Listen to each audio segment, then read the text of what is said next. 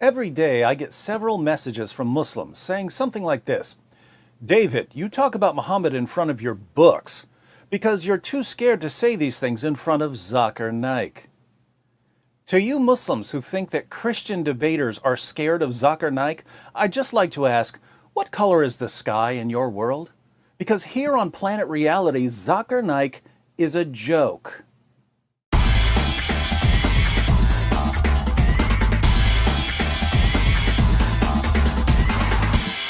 Zakir Naik is a joke, and I'm not saying that because I disagree with him. I'm saying it because he's a complete joke. Let me give you 3 quick reasons. First, Zakir Naik portrays himself as a champion debater, but he's never faced one actual Christian debater in his entire career. Compare Naik with someone like Shabir Ali. Shabir Ali has debated William Lane Craig multiple times. He's debated James White multiple times. He's debated Jay Smith multiple times. He's debated Mike Licona multiple times. He's debated Tony Costa multiple times. He's debated me multiple times. He's debated Sam Shamoun and Samuel Green and Jonathan McClatchy and Nabil Qureshi. Shabir Ali obviously isn't scared to face experienced Christian debaters. Look up Zakir Naik's debates and you'll find that he's debated a handful of people you've never heard of. The only person Zakir Naik has ever debated that I've even heard of was William Campbell. And William Campbell wasn't a debater, he was a writer. Naik knew he wasn't a debater. That's why he agreed to debate him. Naik only agrees to face people who either have no debate experience or know nothing about Islam.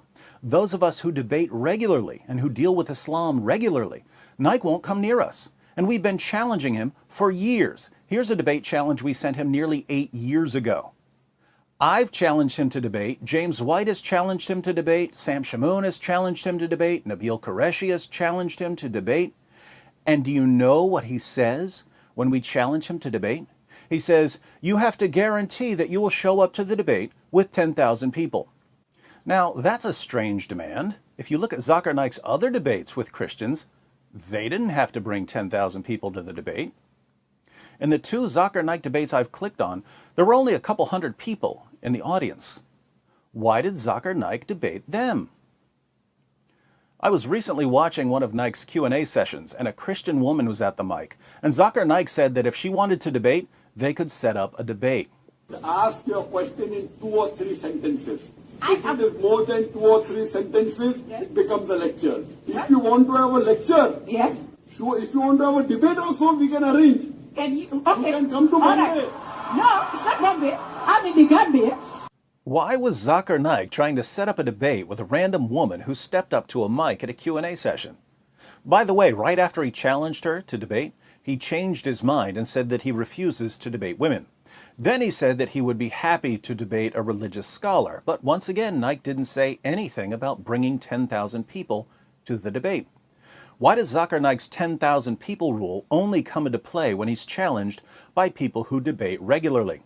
If some local pastor no one's ever heard of agrees to face him, suddenly Naik is ready to debate, even if the pastor shows up with no one. This is the age of the internet. Millions of people can watch a debate online. Zakir Naik could have a debate with a Christian in a hotel room and people around the world could watch it.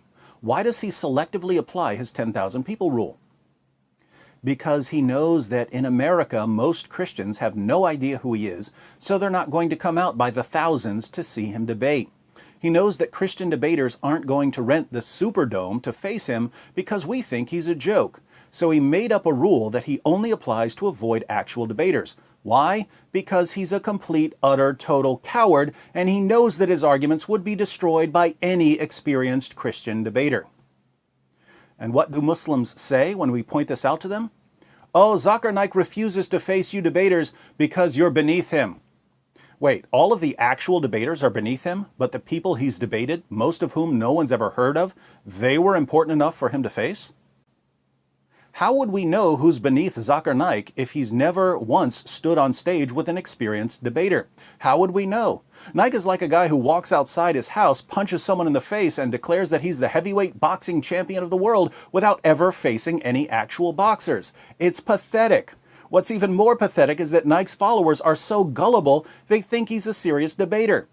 There are serious debaters in the world. Naik isn't one of them. Second, Zakir Naik's ministry pays people to convert to Islam.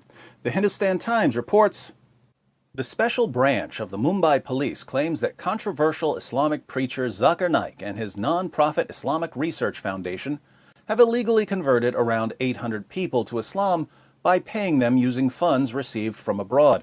The allegation, if proved, could spell more trouble for Naik, who is being investigated for his fiery speeches and alleged extremist links.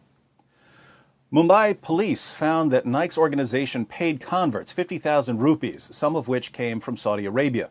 Members of the organization would then radicalize converts and convince them to join ISIS.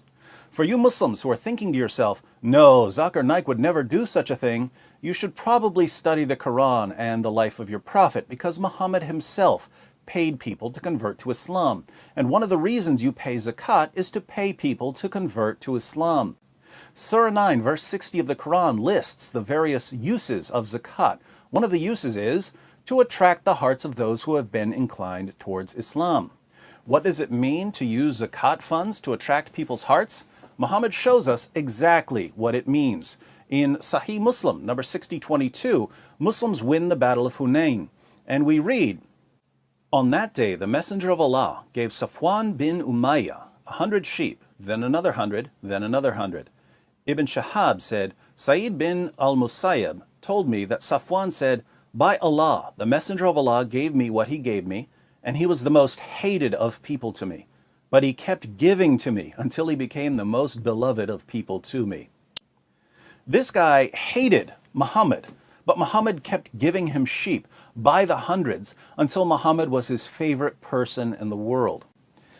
In Sahih al-Bukhari 3344, Muhammad divides a piece of gold among 4 chiefs of a different tribe. We read, "So the Quraysh and the Ansar became angry and said, he, i.e. the Prophet, gives to the chiefs of Najd and does not give to us. The Prophet said, I give to them so as to attract their hearts to Islam." He was giving them gold to attract their hearts to Islam.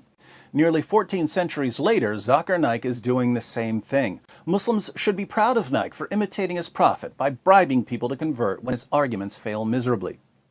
Third, a few years ago, when I was watching some of Zakir Naik's talks to get some video clips for some shows, I was impressed that so many Muslims showed up to hear him speak when the talks were in English. I know a few Christians from one of the areas he was speaking in, and I said to them, it's cool that wherever Zakir Naik goes, there are so many Muslims there who speak English. They said, oh, lots of the Muslims who show up don't speak English. I said, why do they show up? Just to be close to Naik? They said, no, the Muslim leaders bring them in to cheer. They tell the Muslims who don't speak English to cheer loudly whenever they hear other Muslims cheering. Now think about this.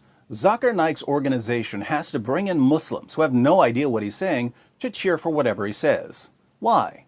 Because they understand that many Muslims, and even some non-Muslims, don't know enough about what he's saying to know if his arguments are good or bad. But if enough people are cheering for what he says, gullible audience members will assume that he must be right.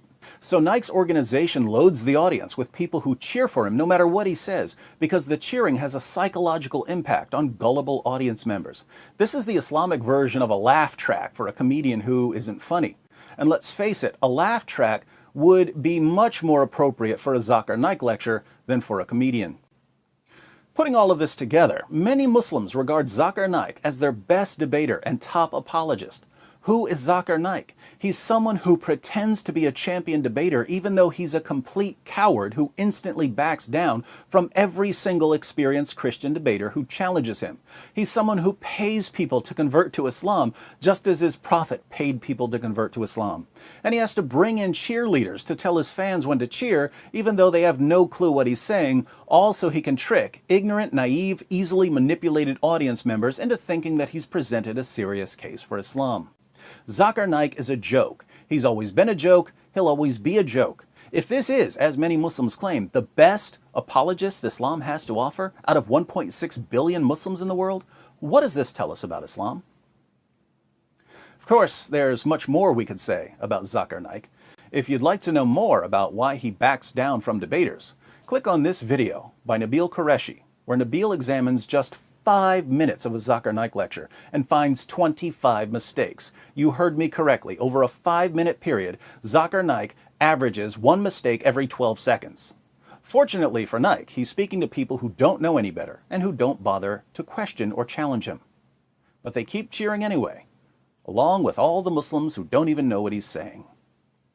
Welcome to Islam, the only religion that would want someone like Zakir Naik as its champion.